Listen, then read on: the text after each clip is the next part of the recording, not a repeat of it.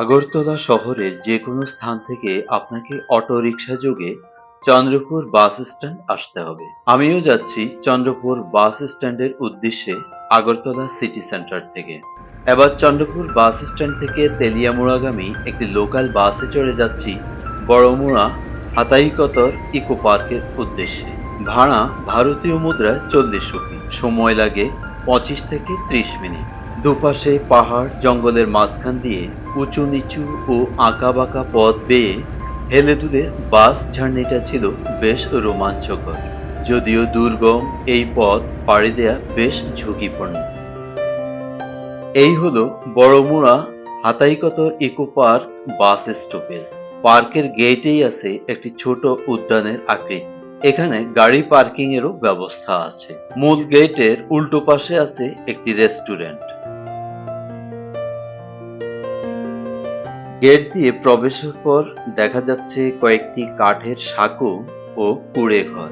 এগুলোতে আপনি বিশ্রাম নিতে পারেন। ভারতের ত্রিপুরা রাজ্যের বড়মুড়া হাতাইকতর ইকো পার্কটির নাম উল্লেখযোগ্য। এটি খোয়াই জেলা থেকে 38 কিলোমিটার দক্ষিণ পূর্ব দিকে এবং আগরতলা শহর থেকে 40 কিলোমিটার পূর্ব দিকে তেলিয়ামুড়া মহকুমার কাছে বড়মুড়া পাহাড়ের পাদদেশে অবস্থিত, যার পাশ দিয়ে ৮ নং জাতীয় সড়ক আগরতলা থেকে শিলং হয়ে গুয়াহাটি যাওয়া যায়। সবুজ বনাঞ্চল দ্বারা পরিবেষ্টিত এই অঞ্চলটিতে একটি ছোট জলপ্রবাহ বয়ে গেছে। এই পার্কটিতে আরো অনেক কিছু রয়েছে যা প্রকৃতি প্রেমীদের জন্য খুবই আকর্ষণীয় ও মনোমুগ্ধকর। আমরা এই মুহূর্তে অবস্থান করছি আগরতলা থেকে তেলিয়ামুড়া যাওয়ার পথে। এই জায়গাটির নাম বড়মুড়া। Baramura Hataikotor eco park. এখন আপনাদেরকে নিয়ে ইকো পার্কের ভিতরে ঢুকবো। চলুন দর্শক, আমরা ইকো পার্কের ভিতরে ঢুকি।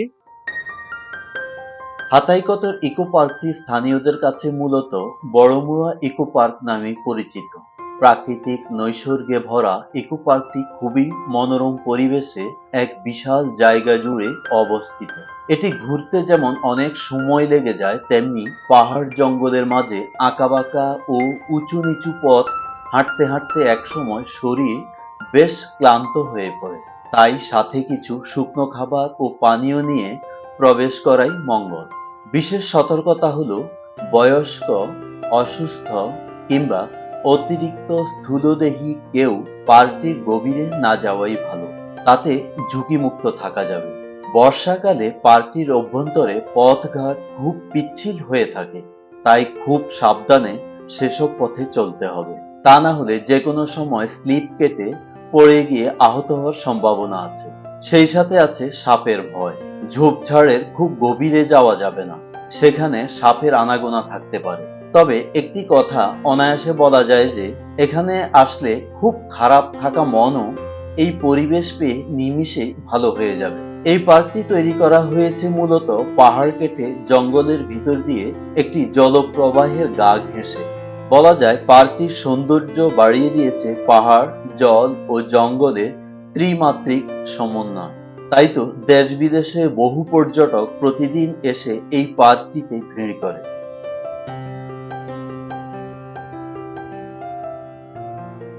পার্কের মাঝ বরাবর আছে একটি ওয়াচ টাওয়ার, আছে একটি মিউজিয়াম, একটি ডাক বাংলো, রেস্টুরেন্ট সহ গাছের উপর একটি মাচা ঘর। দর্শক, আমরা দাঁড়িয়ে আছি যে জায়গাটিতে, বড়মুড়া ইকো পার্কের ওয়াচ টাওয়ারে। এই ওয়াচ টাওয়ার থেকে আপনার চারপাশে সব পাহাড় পর্বত দেখতে পাবেন। এছাড়া আজকে বৃষ্টি স্নাত দুপুরে এসে পুরো আকাশ লীনা যাকে বলে সেটা আমরা এখন দেখতে পাচ্ছি। অপূর্ব মনোমুগ্ধকর দৃশ্যের অবতারণা। ওয়াচ টাওয়ারটি দেখে, ওয়াচ টাওয়ারে দাঁড়িয়ে আপনি চারদিকে যখন তাকিয়ে দেখবেন, মনে হবে উপরে নীল আকাশ আর নিচে আপনি। আপনার চারপাশ সবুজ অরণ্যে ঘেরা। এমন প্রশান্তি আর কোথায় মেলে? আপনাদেরকে ঘুরে ফিরে অনেক কিছু দেখানোর চেষ্টা করলাম। এখানে আপনি এসে আপনার পরিবার পরিজন বা বন্ধু বান্ধব নিয়ে এসে একান্তে সময় কাটানোর জন্য একটি উপযুক্ত জায়গা। অনেকের ভাষ্যমতে বর্ষার চেয়ে শীতকালীন সময়টা নাকি আরো বেশি উপভোগ্য।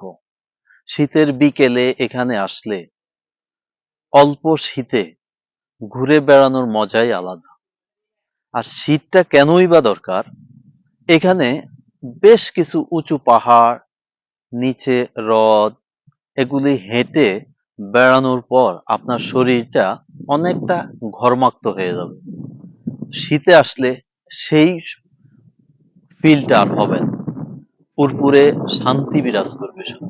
পুরো পার্ক জুড়ে জীবন্ত কোনো প্রাণীর অস্তিত্ব না থাকলেও বেশ কিছু বন্য প্রাণীর স্ট্যাচু আছে, তাদের নাম ও পরিচিতি সহ। আছে প্রচুর পাখির কলকাকলি ও কিচিরমিচির শব্দ। পার্কটি ধনেশ পাখির জন্য পরিচিত।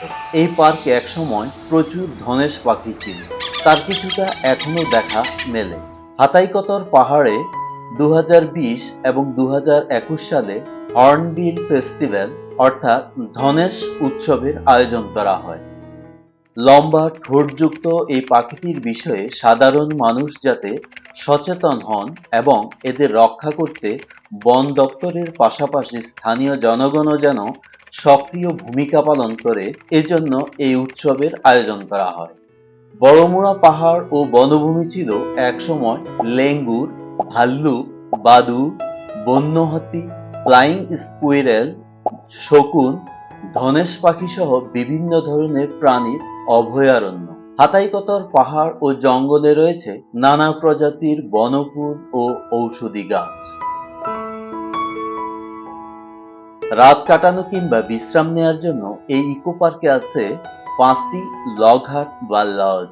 প্রতিটি লজের ভাড়া ছিল আগে রাত প্রতি 2240 রুপি।